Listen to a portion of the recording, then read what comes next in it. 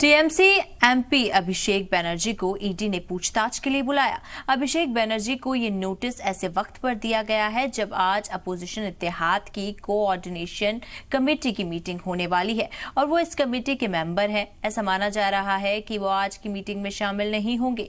Social media platform x के जरिए अभिषेक बनर्जी ने मरकजी हुकूमत पर निशाना भी साधा और उसे डरपोक कहा।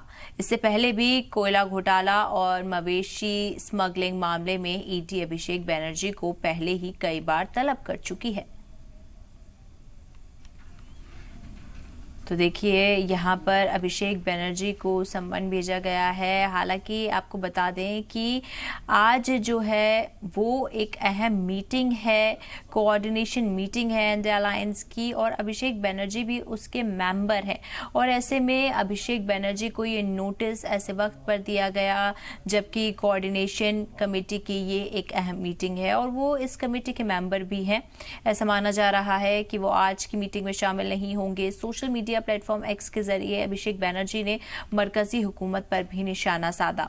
उन्होंने कहा कि मरकजी हुकूमत डरपोक है, इसलिए ऐसे वक्त पर वो मुझे डराने की कोशिश कर रही है। हालांकि आपको बता दें कि इससे पहले भी कोयला घोटाले और मवेशी स्मगलिंग मामले में ईडी अभिषेक बनर्जी को पहले ही कई बार तलब कर चुकी है। ये पहली बार नहीं है जब ईडी उन्हें तलब कर रही है, पर 2 ऐसे केसेस हैं जिनको लेकर ईडी ने उन्हें तलब किया था।